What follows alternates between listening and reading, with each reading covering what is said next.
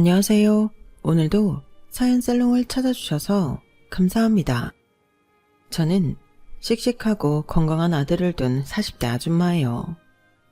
요즘 한창 포켓몬에 빠진 아들의 이야기를 들으며 하루를 마무리하는 게 일상이죠. 다른 애 엄마들은 아이들이 게임하는 거 내버려두면 버릇 나빠진다고 하는데 저는 아들이 신나서 얘기하는 걸 말릴 수가 없어요. 왜냐면 저희 아들이 이렇게 밝은 모습을 되찾은 게 얼마 되지 않은 일이기 때문입니다. 불과 얼마 전까지 저희 아들이 애답지 않게 어두워진 시기가 있었는데요. 그 이야기에 대해 풀어놓고 싶어서 이렇게 제 사연을 보내게 되었어요. 저는 판사인 아버지와 고등학교 선생님인 어머니 밑에서 유복하게 자란 외동딸이었습니다. 이것만 들으면 사람들이 절 좀 다르게 보긴 합니다만 저는 정말 평범하게 자랐어요. 제 주변 친구들도 저희 부모님 직업을 말하기 전까지는 전혀 모를 정도로요. 보통 판검사 부모님을 둔 자녀들은 학교에 들어가면서부터 끊임없이 법조계로 진학할 것을 강요받는 데에 비해 저는 부모님의 간섭이 전혀 없었거든요. 저희 아빠는 오히려 제가 좋아하는 일을 찾으라는 얘기를 더 많이 하셨어요. 판검사 그거 뭐 별거냐? 그냥 건강하고 네 적성에 맞는 일 고르면 그뿐이다. 대신 마음을 정했으면 열정을 다해야 해. 그리고 그 모든 것보다 중요한 건 인성이다. 아무리 능력이 좋아도 인성이 바닥이면 언젠간 망하게 되어 있어. 당신은 보영이 너 네 아빠 말 방패 삼을 생각 말고 적성에 맞는 일 찾기 전에는 학교 공부 게을리하지 말어. 알겠어? 넌 어쩜 엄마가 수학 선생인데 매번 수학 시험만 제일 못 보니? 거 한 번 80점대 맞은 것 같고 애 너무 뭐라고 하지 말어. 우리 보영이는 야무져서 제 살 길 잘 찾아갈 거야. 참나? 나만 나쁜 엄마지 맨날. 누가 우리 엄마들은 나쁘대. 내가 좀 더 열심히 해서 다음 시험은 더 잘 볼게요, 엄마. 집안은 늘 화목했고 부모님이 자상하지만 강단 있게 절 키워주셔서인지 저는 얼마 안가 진로를 정할 수 있었어요. 저는 학교에서 갔던 클래식 공연에서 첼로의 매력에 빠져 그때부터 첼로를 배우게 되었죠. 한번 결정하면 열정을 다하라는 아빠의 가르침대로 밤낮 없이 연습을 했고 예고 예대에 모두 합격할 수 있었습니다. 졸업 후엔 대학 강사로 일하며 틈틈이 입시생들 과외도 했죠. 제가 주로 일하던 곳은 예술회관도 있고 아빠가 계신 법원도 있는 지역이라 아빠랑 같이 만나서 퇴근할 때도 종종 있었어요. 어쩌면 그 지역에서 남편을 만난 건 이미 정해진 수순 같은 건지도 모르겠네요. 저희 둘 다 음악 연습과 각종 법률 사무소가 가득한 지역에서 살다시피 했으니까요. 꽤나 규모가 큰 법무법인에 다니던 남편은 한 카페에 있던 저에게 번호를 물어보았고 그걸 계기로 저희는 연인이 되었거든요. 당시 남편은 치매가 있으신 아버지를 요양원에 맡기고 부양하며 살고 있었어요. 남편은 자신의 가정사를 이야기할 때 상처가 많은 듯이 보였죠. 아버지가 나 어렸을 때만 해도 공장을 운영하시던 분이었는데 한순간에 보증을 잘못 서시는 바람에 인생이 완전히 꼬이셨어. 아버지 뒤통수를 친 삼촌은 나도 아는 삼촌이었는데 빚 보증이라는 게 얼마나 무서운지 몰라. 한순간에 아버지 공장이 넘어가고 우리 가족이 빚쟁이가 되니 말이야. 세상에, 당신도 당신 부모님도 고생이 너무 많았겠다. 엄마가 가장 크게 고생하셨지 뭐. 아버지는 그 길로 나랑 엄마만 두고 자취를 감추셨거든. 어디서 뭘 어떻게 한 건지. 돈을 다달이 우리한테 보내긴 했지만 빚을 갚기엔 턱없는 돈이었지. 애꿎은 엄마만 빚쟁이들한테 시달리고 3년을 그렇게 고생하니까 곱기만 하던 엄마 얼굴이 반쪽이 되더라고. 그제서야 아버지가 돌아와서 빚도 갚고 가족도 생겼지만 엄마는 그때 건강이 너무 안 좋아지셨어. 아버지도 큰돈 버시느라 고생을 많이 하셨겠어. 연락을 일방적으로 끊은 건 잘못이지만. 바보 같은 거지. 애초에 보증을 왜 서? 그건 애초에 사업을 할 깜냥이 안 됐다는 거야. 결국 아버지 때문에 엄마는 한갑도 못 넘기시고 돌아가시고, 아버지 본인도 몸이 망가지고 치매까지 와서 아들이 나한테 이런 짐이나 지우게 하시는 거지. 말은 그렇게 해도 요양원에 자주 찾아뵙기도 하고 효도도 하고 있잖아. 당신도 아버지가 고생하셨다는 거 마음으로는 아니까 그런 거 아니야? 어쩌겠어. 부양해드릴 아들이 나밖에 없는걸. 남편은 그렇게 말하면서도 아버님을 돌아가시는 날까지 살뜰하게 돌봐드렸어요. 저희가 식을 올리기 전 이런 남편의 이야기를 듣게 된 저희 부모님도 사정을 딱하게 여기셨죠. 그리고 직접 만나기 전부터 남편이 참 책임감 있는 사람이라며 마음에 들어 하셨는데요. 반면 결혼을 약속한 뒤에야 저희 아빠가 판사이신 걸 안 남편은 깜짝 놀라면서 한동안 제 앞에서 어색함을 감추지 못했어요. 아무래도 일하는 회사가 큰 법무법인이다 보니 남들보다도 그 중압감이 더 크게 다가왔나 봅니다. 남편은 특히 저희 부모님께 인사를 드리러 올 때는 손바닥이 축축해질 정도로 긴장하는 모습을 보였어요.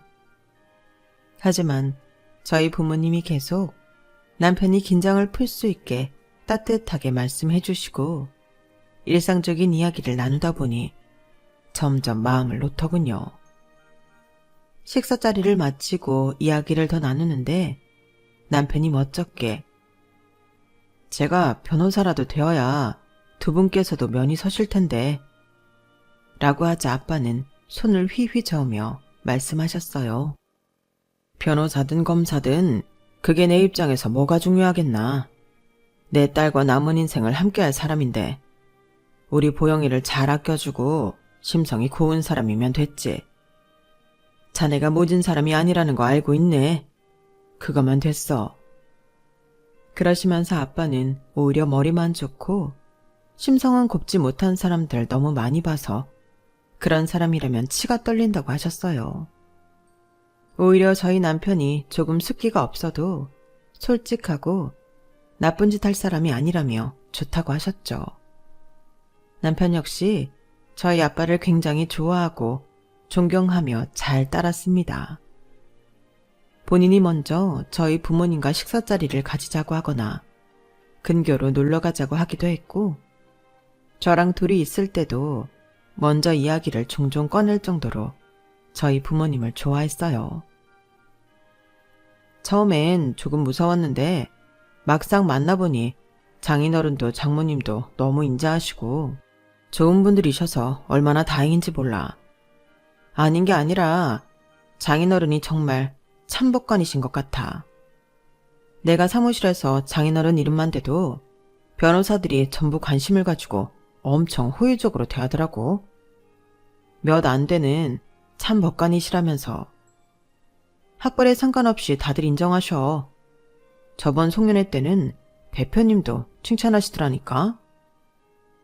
저희 부부는 그렇게 집안의 반대나 다른 방해물 하나 없이 행복한 결혼식을 올렸고 결혼 3년 만에 눈에 넣어도 아프지 않을 아들까지 낳으며 평범하게 살아가고 있었어요. 저는 아이를 낳으면서 동시에 강사 일도 관두게 되었죠. 남편 역시 제가 일을 관두고 육아에 전념하길 바랐어요. 저희는 첫째가 어느 정도 자라고 나면 그 다음에 둘째를 낳을 계획을 하고 있었거든요. 그리고 저희 아들이 아장아장 걸어다니다가 어느덧 힘차게 뛰어다니기까지 하게 되어 저희 부부가 둘째 계획을 논의하던 때였어요. 저희 아빠가 예상보다 일찍 퇴직을 선언하셨어요. 그런데 그 얘기를 들은 남편의 얼굴이 울그락푸르락해지는 겁니다. 저희 부모님 앞에서도 안색을 숨기지 못할 만큼이나 말이죠. 그러더니 집에 돌아오자마자 제게 이 사실을 알고 있었느냐고 다그치며 불같이 화를 내더라고요.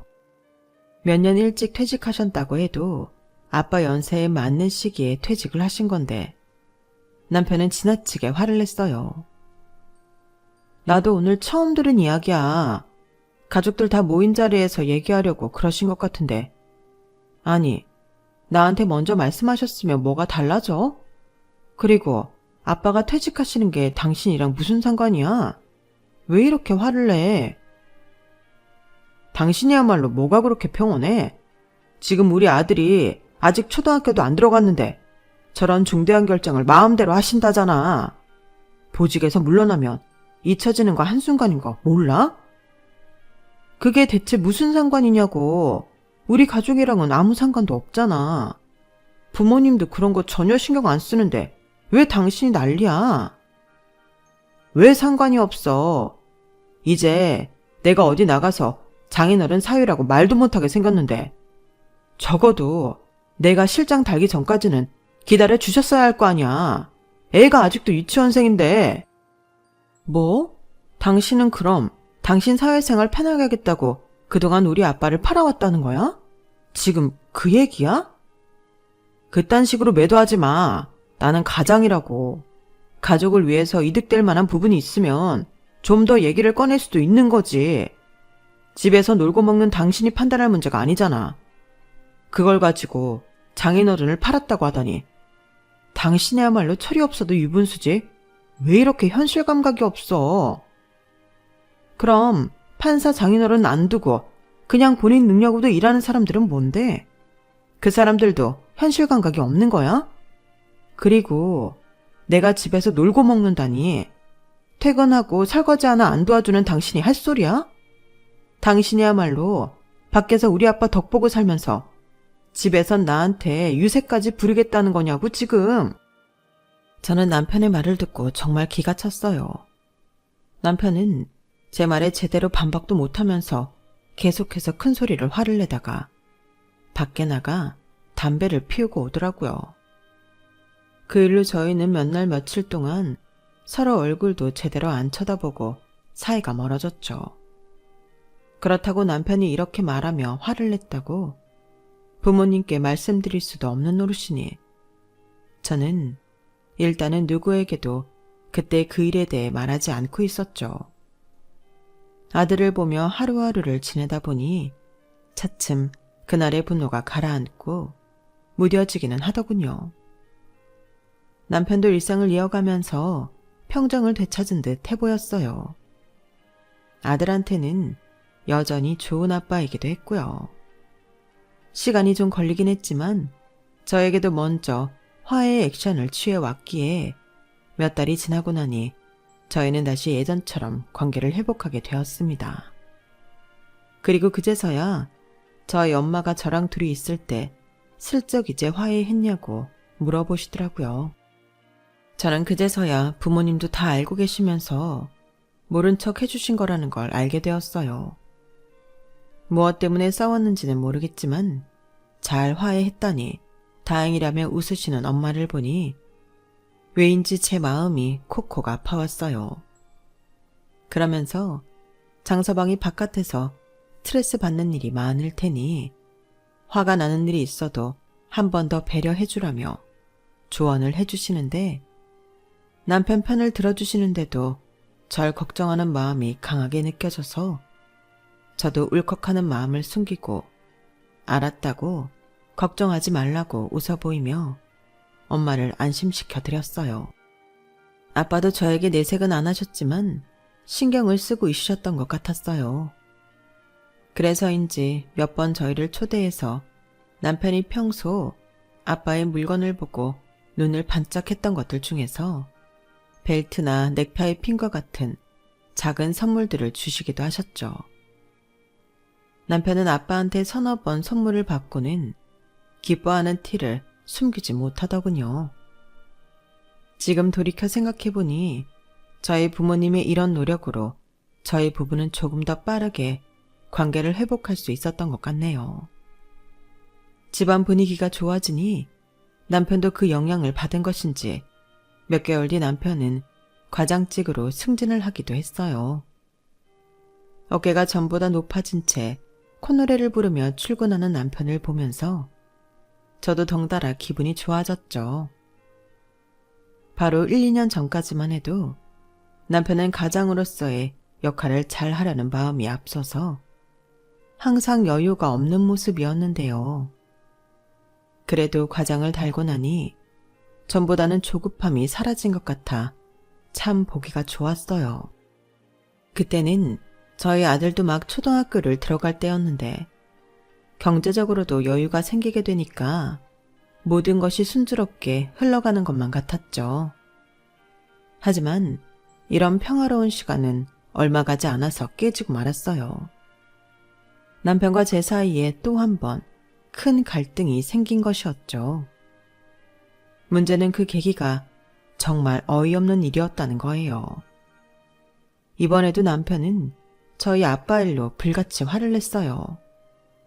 그 원인은 바로 저희 아빠가 그간 모아오신 돈으로 사업을 시작하겠다고 하신 거였죠. 아빠는 아주 오래전부터 저소득층을 위한 복지 사업을 하고 싶어 하셨거든요. 물론 남편은 과거 아버지의 사업 실패로 사업에 시옷자만 들어가도 진저리를 치는 사람이었는데 그 정도가 생각했던 것보다도 훨씬 심했다는 거였어요. 이번에는 저에게만 따로 얘기를 한 게 아니라 그 자리에서 곧바로 저희 아빠한테 언성을 높이더군요. 아니 장인어른, 이런 중대한 일을 그렇게 독단적으로 결정하시는 건 좀 그렇다고 생각해요. 저번에 일방적으로 퇴직하신다고 하셨을 때도 그냥 넘어갔는데 사업이라뇨. 아니, 사업이라뇨. 그건 평생 자영업을 했거나 본인 사업체가 있었던 사람들도 쉽게 도전하기 어려운 거라고요. 내가 내 직업 퇴직하고 내가 모은 돈으로 사업하겠다는 게 뭐가 그렇게 잘못되었단 말인가? 내가 자네 허락을 받고 사업을 할지 말지 결정했어야 한다는 건가? 의견을 들어보고 결정하시는 게 좋죠. 저희는 한 가족 아닙니까? 아니, 어떻게 그렇게 위험한 행동을 가족들한테 의견 한마디 안 물어보고 결정하시냐 말입니다. 그래, 일방적으로 얘기하는 것처럼 들렸었다면 미안하네. 내가 사과하지. 그런데 결식아동들을 위해서 이런 결정을 내린 게 그렇게 자네가 화낼 일인가? 장인어른, 어쨌든 사업이지 않습니까? 한 번도 사업이라는 걸 해보신 적도 없으면서 뭘 믿고 그런 결정을 하신단 말씀이세요? 그건 그냥 여태 모아놓은 재산 다 날리겠다는 소리잖아요. 장인어른은 저희 재율이 생각은 요만큼도 안 하십니까? 자네는 지금 나를 무시하는 겐가? 내가 1, 2년 준비한 일인 줄 알아. 그리고 자네가 재율이를 챙길 생각은 왜 안 하는가? 내가 설령 사업에 실패하더라도 자네가 재율이 아빠인데 자네가 책임을 져야 할 것 아닌가? 내가 자식들한테까지 손 벌릴 정도로 망할 거라 생각하는 거야? 그러지 말란 법이 어딨습니까? 사업하다 망하는 그 많은 사람들이 다 처음부터 망할 거라고 생각하고 시작했는 줄 아십니까? 그리고 저도 재율이 책임질 만큼은 벌고 있습니다. 근데 장인어른이 재산을 전부 환원한다는 얘기는 또 다른 문제잖아요. 재율이 몫은 미리 떼어놓든 따로 관리를 하던 해야 할 것 아닙니까? 뭐야? 자네 지금 이렇게 언성을 높이는 게 결국 다 돈 때문이라는 겐가? 당연하죠. 가족끼리 이런 얘기는 미리 정확하게 하셨어야 하는 거잖아요. 눈앞에서 거액의 돈이 공중분해되게 생겼는데 그걸 가만히 지켜볼 사람이 어디 있습니까? 그날 저희 아빠랑 남편이 너무 심하게 싸워서 엄마는 먼저 저희 아들을 데리고 나가셨고 저는 겨우 남편을 말리고 데리고 나왔어요. 그리고 집으로 돌아왔는데 남편은 아직도 분이 풀리지 않았는지 계속 시근덕댔죠. 결국 집에 와서 저희는 한바탕 싸웠어요. 어떻게 우리 아빠한테 그렇게 말을 할 수 있느냐. 당신이 아무리 시아버지의 사업 실패로 고생을 했다 한들 그렇게 심한 소리들을 하는 게 옳은 거냐. 따져보아도 남편은 저희 가족 전체를 세상 물정 모르는 사람들 취급을 하며 제 말을 듣지 않았어요.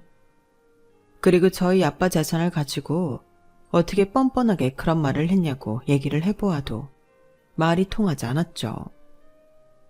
그게 뭐 잘못된 거야. 당신이야 나가서 돈 한 푼 안 벌어오니 그렇게 한가한 소리 할 수 있는 거지. 애가 이제 10살 됐어. 앞으로 애 학원 안 보낼 거야? 대학 안 보내냐고. 나 하나 벌어서 그거 다 감당할 수 있을 것 같아? 당신이 먼저 일 관두고 육아에 힘쓰라고 했었잖아. 그래놓고 이제 와서 일만 열면 돈도 안 번다면서 하는 거 진짜 치졸한 거 아니야? 당장 나가서 돈 벌어오면 그러면 되겠어? 되겠냐고. 대체 왜 그렇게 뭐 하나 만족 못하고 전전긍긍이야? 그게 같이 사는 사람 얼마나 피말리게 하는 줄이나 알아? 당신 하는 꼬라지 보면 1억을 벌든 100억을 벌든 똑같이 굴 인간이야. 정신 차려. 당신이 나 100억 버는 거 봤어? 100억이 뭐야? 50억만 벌어도 이 정도까지는 안 됐지. 이래서 금수저들이랑은 말이 안 통해. 돈 없이 사는 게 얼마나 힘들고 서러운 일인 줄 알아? 세상 물정 하나 모르는 당신이 지금 내 말을 제대로 이해는 하고 있느냐고. 말이 안 통하는 건 당신이지. 당신이 밖에 나가서 돈 못 번다고 무시당할 직업이야? 그럼 월 3, 400 버는 사람들은 다 거지야? 자꾸 금수저거리는데 우리 부모님은 나한테 돈이 아니라 이 사회에서 제대로 일해서 돈 벌 수 있는 능력을 주셨어. 그래서 아빠 돈에 연연해하지 않는 거야. 그래서 난 아빠 사업이 잘 되던 말던 재산 다 사회에 환원하신다고 해도 당신처럼 길길이 날뛰지는 않아. 알아? 겨우 재워놨던 아들은 울고 애 우는 소리가 들려도 악에 받쳐서 소리를 지르며 싸우다 보니 이게 대체 뭐하는 짓인가 싶더라고요. 남편에게, 아니 그 사람에게 인간 대 인간으로서 너무나 큰 실망감이 몰려왔고 제 자신에 대해서도 깊은 회의감이 몰려왔어요. 애가 들을 거 뻔히 알면서 언성을 높였다뇨. 결국 제가 먼저 아들을 달래러 들어오면서 싸움은 일단락 되었고 저희 부부는 그때부터 남보다도 못한 사이가 되었죠. 저는 살림을 내팽개치고 다시 일을 구해서 경제활동을 하기 시작했어요. 첼로라는 악기가 그렇게 보편적인 악기가 아니다 보니 아무래도 제가 이를 다시 구하는 게 어려운 일은 아니었거든요. 그리고 저희 아빠는 사업을 순조롭게 운영하고 계셨고요. 아빠가 직접 결식아동을 만나기도 하고 다른 사람들에게 후원도 받으면서 아빠가 만든 회사는 조금씩 인지도를 올리고 있었어요. 국내 사업이 조금씩 토대가 잡혀가자 아빠는 해외로도 눈을 돌리셨죠. 당장은 아니지만 5년 뒤쯤 시스템이 안정화되면 그때는 가까운 해외에서도 도움을 줄 수 있으면 좋겠다고 하시더라고요. 저희 아빠가 생각보다 안정적으로 사업을 하시자 남편은 자기가 그렇게 화를 냈던 게 겸연쩍었는지 한동안 코빼기도 비추지 않던 가족 식사 자리에 스멀스멀 다시 오기 시작하더군요. 저희 가족들 모두 그런 남편의 모습이 좋아 보이진 않았지만 그래도 본인이 뭔가 미안한 감정이 들고 느끼는 바가 있으니까 행동을 달리하는 것이라고 생각해서 그냥 받아주었어요. 그래도 가족이니까요.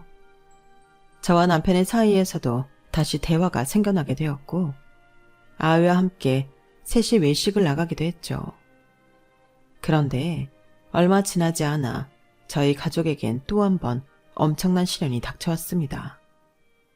이전의 시련들과는 차원이 달랐어요.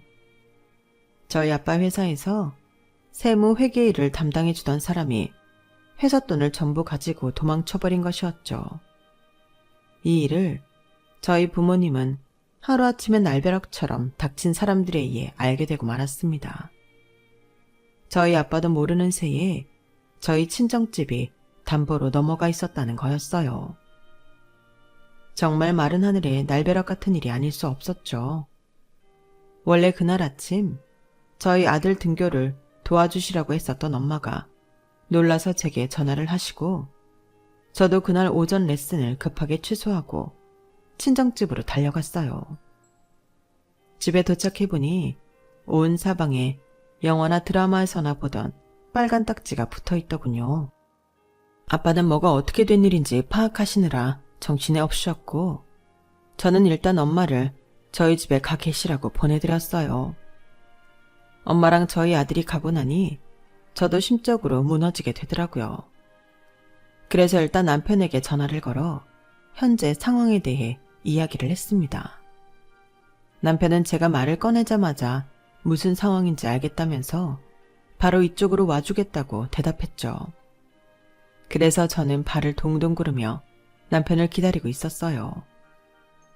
남편은 약 3시간 만에 친정집에 도착했는데요. 어렸을 적의 경험이 있어서인지 침착한 모습이었어요. 저는 남편을 보자마자 저도 모르게 눈물이 왈칵 쏟아지더군요. 남편에게 다가가 기대려는 그 순간 벼랑간 남편이 몸을 빼내어 저랑 멀어지는 겁니다. 제가 어리둥절한 눈으로 쳐다보자 남편은 제 눈앞에 종이 한 장을 들이밀었어요. 바로 이혼장이었죠. 이게 뭐야? 뭐긴 이혼장이지. 인주도 가져왔어. 얼른 사인하고 지장 찍어. 뭐라고? 당신 집 결국 망했잖아. 와서 보니까 확실히 알겠다. 역시나 불안불안하더라니. 뭐해? 얼른 찍어. 당황한 제가 아무 말도 못하고 어버버거리자 남편은 제 손에 억지로 펜을 쥐어주었는데 그 순간 집 안으로 다시 들어온 아빠가 저희 둘을 발견하셨어요. 장서방 왔나? 보영이 데리고 먼저 집에 가 있도록 하게. 그건 뭔가? 이혼장이요. 제 집에를 왜 데려갑니까? 신혼집은 제 돈으로 한 건데. 아, 아니다. 짐을 다 빼려면 어차피 가야 하는군요. 알겠습니다. 뭐? 이혼장? 자네 지금... 보영이 너 원래 이혼하기로 했었니? 그게 뭐가 중요합니까? 집안이 폭삭 망한 마당에. 너무 갑자기 망하셔서 저도 오늘일 줄 몰랐는걸요. 자네 지금 우리 집이 이렇게 됐다고 곧바로 이혼장부터 가지고 왔다는 소리인가? 어떻게 우리 딸한테 이럴 수가 있나? 장인어른, 그러게 사업 아무나 하는 거 아니라고 했잖아요. 아니, 장인어른이 망해서 딸내미까지 이혼시켜놓고 지금 누구한테 역정을 내십니까? 우리 딸 재산에 손댈 생각은 전혀 없네. 그리고 자네 아들은 어쩔 건가? 하루아침에 아들을 엄마 없는 애로 키우려는 결정을 하겠다는 겐가? 아빠 없는 애겠죠. 제가 걔를 어떻게 책임진답니까? 이제 장인어른도 어떻게 되셨는데. 전 못합니다. 다른 부부들은 양육권 갖고 싸운다는데 저희는 그럴 필요도 없으니 깔끔하죠. 이혼장에 도장 찍었으니 지금 바로 접수하러 가볼게요. 그럼 앞으로 잘 사십시오. 남편은 그렇게 정말 아무런 미련이 없다는 듯 가벼운 말투로 집을 나가버렸어요. 아빠는 기가 차서 더 이상 아무 말씀도 잊지 못하셨고 저는 눈물을 펑펑 쏟으며 울었죠. 왜 울었는지는 정확히 모르겠지만 그 인간에 대한 배신감, 황당함, 서러움과 막막함 등이 전부 섞였던 것 같습니다. 그때가 벌써 결혼한 지 대략 15년이 되었을 때니까 연애 기간까지 합치면 남편을 거의 20년을 알아온 거나 다름없었는데요. 그런 남편에게 한순간에 버림받게 되니 20년의 인생이 전부 부정당하는 느낌이 쓰나미처럼 몰려오니까 정말 엉엉 울음이 터져 나오게 된 거예요. 아빠는 저한테 뭐라고 말도 못하시고 하던 걸 다 멈추고 그저 꼭 안아주기만 하셨죠. 제가 겨우 진정하고 난 뒤 아빠는 무서운 기세로 닥쳐온 일들을 해결해 나가기 시작하셨어요. 나중에 들어보니 아빠를 배신한 그 사람은 아빠가 오래전부터 알고 있던 지인의 추천으로 만나게 된 사람이었는데 생각보다 후원금이 모이자 딴 마음을 품게 되었다고 하더군요. 일부러 아빠의 관심을 해외로 돌리면서 회사의 돈은 물론이고 친정집을 담보로 대출까지 최대한 끌어와 한국을 아예 뜨려고 했다는 모양입니다. 항상 법정 안에서 사람을 판단해오던 아빠가 실생활에서는 사람을 잘못 보는 실수를 하신 것이었죠. 하지만 그 배신자 역시 사람을 잘못 본 건 마찬가지였습니다. 저희 아빠는 제가 예상한 것보다도 훨씬 인맥이 상당하신 분이었고 행동이 빠른 분이었어요. 다행히 아직 한국을 벗어나지 않은 그 배신자를 찾아내는 데는 고작 3일의 시간밖에 걸리지 않았습니다.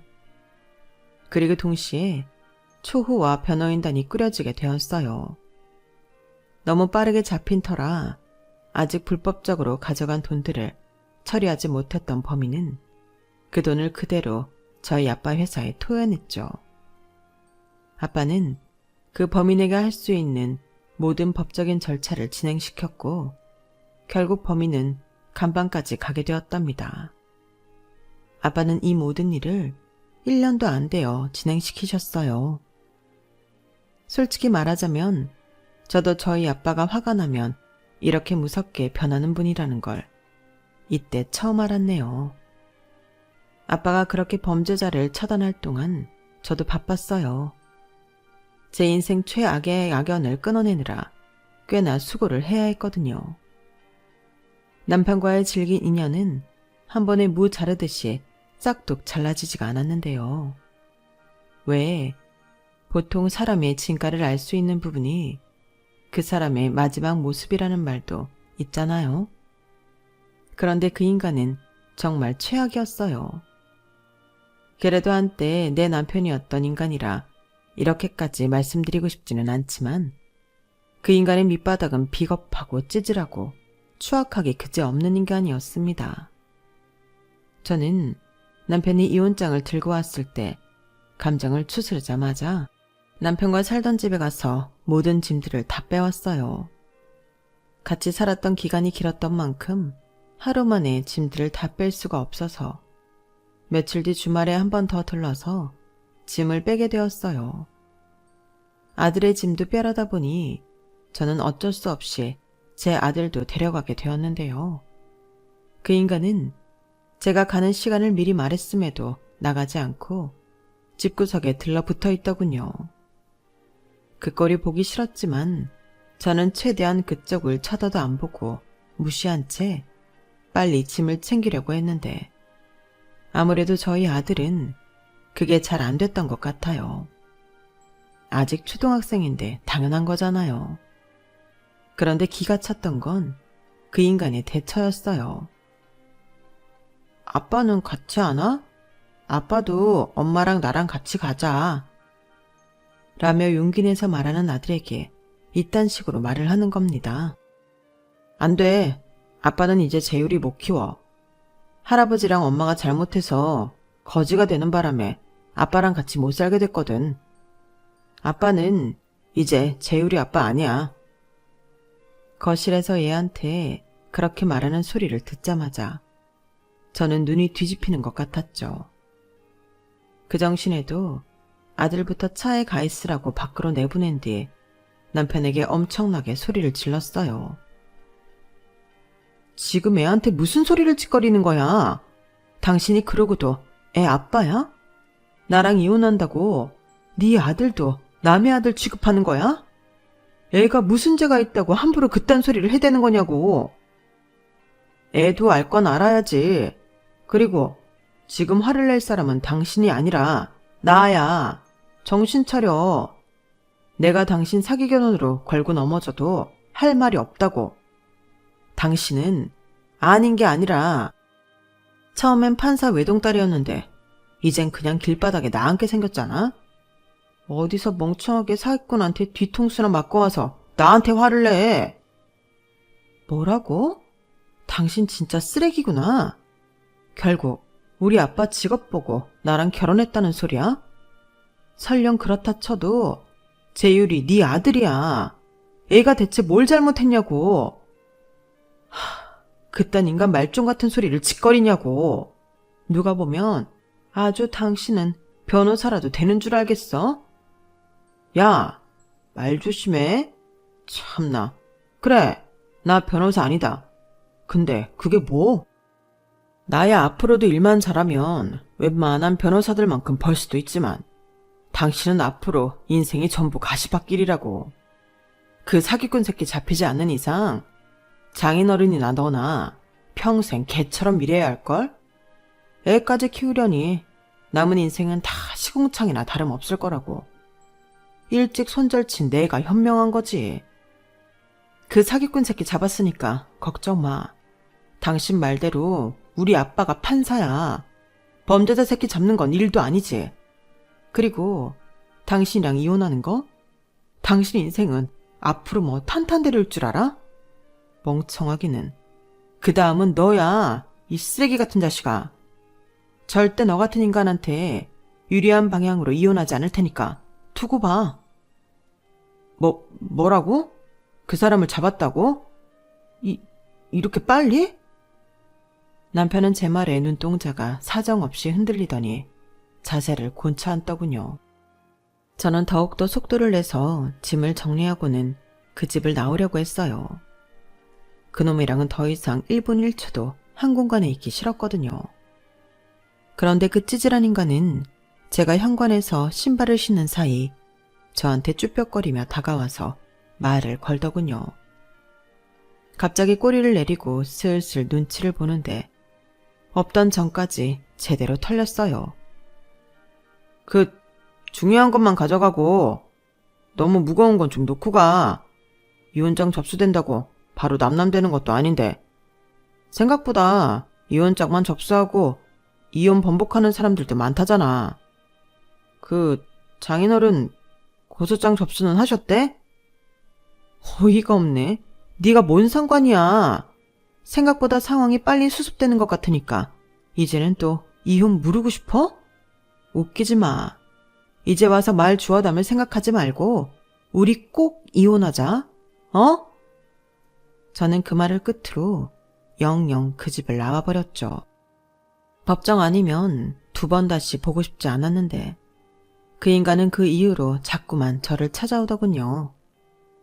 저희가 잠시 지내던 집은 또 어떻게 알았는지 저희 아들이 평소 좋아하던 캐릭터의 장난감을 사오질 않나, 제가 퇴근하기 전에 미리 와서 기다리질 않나 자꾸 거슬리는 행동을 했죠. 저희 집이 망할 뻔했다가 살아나서 다시 회복할 것 같으니까 자꾸만 이혼을 번복하려고 하면서요. 제가 절대로 넘어가지 않고 강경하게 대응하자 이혼을 하더라도 재산 분할에 대해서 차분하게 다시 얘기하자는 등 또 말을 슬쩍 바꾸더군요. 그 찌질한 인간이 매달려도 너무 매달리니 예상보다 일찍 변호사님을 보내버렸죠. 그리고 그때부터 그 인간의 인생은 급격히 벼랑 밑으로 떨어지기 시작했어요. 저희의 이혼 사건은 아빠의 일과는 다르게 초호화 변호인단도 아니고 변호사님 단 한 분만으로도 충분히 해결할 수 있었어요. 저는 변호사님께 그 인간에 대해, 그 인간이 저지른 인간 같지도 않았던 그 모든 행동에 대해 하나도 빠짐없이 말씀드렸고 최대한 증거를 긁어모았습니다. 그리고 그 인간은 결국 엄청난 금액의 양육비, 이혼 위자료를 저에게 배상해야만 했어요. 그런데 그뿐만이 아니었어요. 맨날 가장이 어쩌고 경제활동이 어쩌고 했던 그 인간은 직장 내에서도 제대로 혼쭐이 나게 된 거였습니다. 본인 말 맞다나 그 인간은 판사인 저인 아빠가 없으면 사회생활을 못하는 인간이었어요. 저와 이혼한다는 소문이 퍼지자마자 같이 일하던 사람들에게 버림받았는데 그동안 일하면서 알게 모르게 공금을 횡령하거나 업무상 배임 활동을 한 내역이 상당했다고 하더군요. 저와의 이혼 소송도 감당하기 버거워서 쩔쩔매던 그놈은 자기 사무실에서도 먼지 알통까지 탈탈 털리게 되자 결국 울면서 저희 친정집에 찾아왔어요. 보영아, 내가 잘못했어. 우리 이혼하지 말자. 장인어른, 제가 죽을 죄를 지었습니다. 제가 잘못 오해를 해서. 오해? 무슨 오해 말인가? 이 박쥐 같은 놈. 그래도 제 잘못은 뉘우칠 줄 아는 놈이고 심성이 악하진 않은 줄 알았더니 이제 보니 지 편한 대로 간에 붙었다 쓸개에 붙었다 하는 놈이었구나. 저리 썩거지지 못해. 아빠는 그런 남편을 보며 마당에 있던 빗자루로 흠씬 두들겨 팼고 남편은 두드려 맞으면서도 아빠의 바지가랑이를 붙잡고 늘어지며 손이 발이 되도록 싹싹 빌었죠. 결국 경찰을 불러야 그 찌질한 놈을 퇴치할 수 있었네요. 그리고 얼마 지나지 않아 저는 드디어 그놈과 남남이 될 수 있었고 진정한 홀가분함을 느낄 수 있었네요. 그럼에도 제 아들은 한동안 의기소침하고 소심한 아이가 될 수밖에 없었어요. 저희 아들 입장에서는 친아빠가 자기 존재를 부정한 거나 다름이 없었으니까 충격이 이만저만이 아니었던 것이었죠. 저는 아들의 손을 잡고 한동안 상담센터를 다니며 그 문제를 해결해야만 했고 그간 그 인간뿐만 아니라 저 또한 엄마로서 몰볼 꼴을 많이 보여준 것에 대해서 많이 사과하고 반성했죠. 덕분에 저희 아들은 몇 달 전부터는 전의 모습은 온데간데 없이 밝은 모습을 되찾을 수 있었답니다. 저희 가족은 그간의 일을 완벽히 회복한 채 평화로운 하루하루를 보내고 있어요. 지난 시간을 돌이켜보면 힘들었던 일들을 통해 저희 가족은 각자 몫의 성장을 이룬 것 같다는 생각이 들기도 하네요. 저 역시 상담센터를 다니며 이런 생각까지 하게 되어서 이렇게 그간의 제 이야기를 적어보고 싶다는 생각이 들었기도 하고요. 저도 부족한 부분이 많았지만 그래도 앞으로는 사람을 만나는 일에 좀 더 성숙한 시각을 가지려고 노력하려고요. 이 글을 읽는 여러분 역시 여러분 몫의 위로를 받게 되었으면 좋겠습니다. 들어주셔서 감사합니다. 항상 행복하세요. 여러분, 사연 댓글에 응원과 현명한 조언 부탁드려요. 좋아요와 구독은 저에게 큰 힘이 됩니다. 오늘도 좋은 일 가득하세요.